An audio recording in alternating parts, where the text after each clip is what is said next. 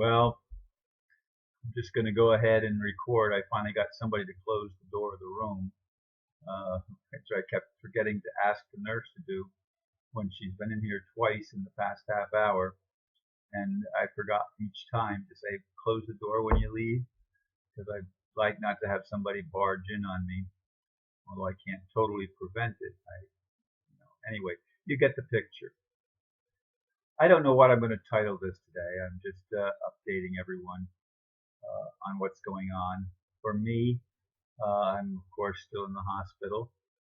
They're doing it's not really it's surgery, but it's not as invasive a surgery as might be expected in the circumstances in which I find myself with the aortic the aortic replacement valve failing, and they're going to put something else in there, and I'm not exactly sure how the procedure is going to go, but it's all done through veins and stuff like that. There's no cutting of the sternum or tearing back of the rib cage or anything like that. So it's as least invasive a chest surgery as is possible, I believe, without some miracle thing that just does it energetically without even cutting anything. Now, when we get to that stage of our development in technology, we will have made huge strides in making ourselves whole.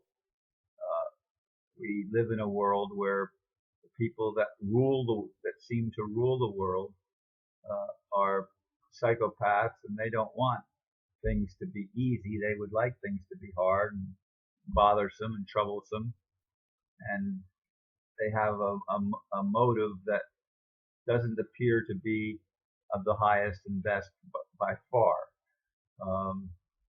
Anyway, I don't want to dwell on that, because I really believe we're moving toward a world that does work for everybody, at least everyone of good intent and of honest heart.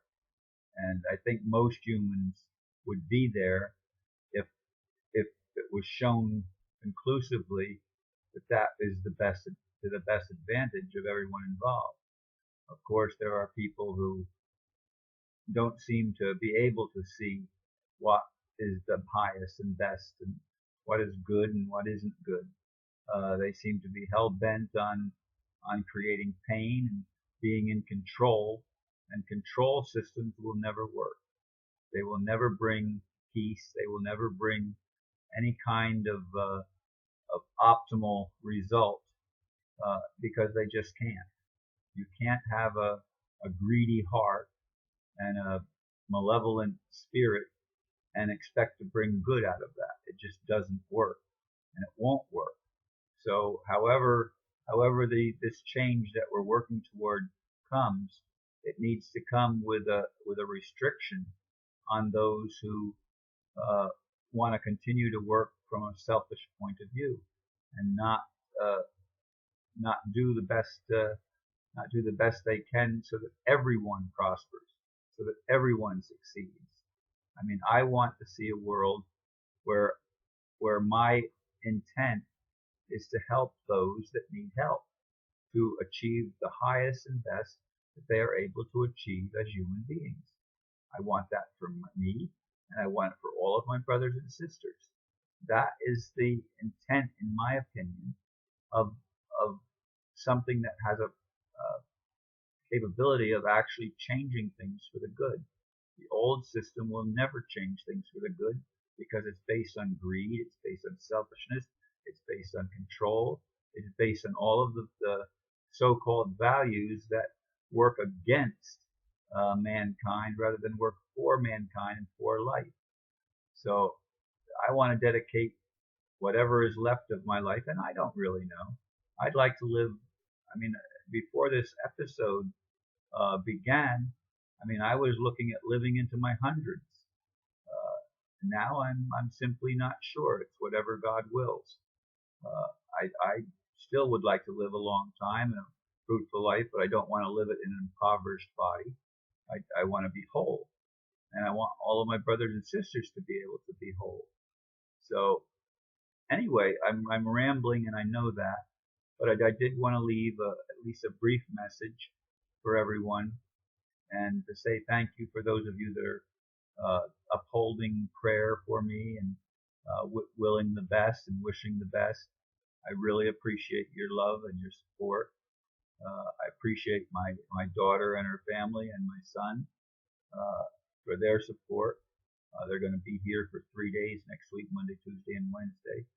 Uh, and of course, that means they're missing missing some work, and anything that can be done. There's a thing that you can help them financially, because this is a burden on them financially.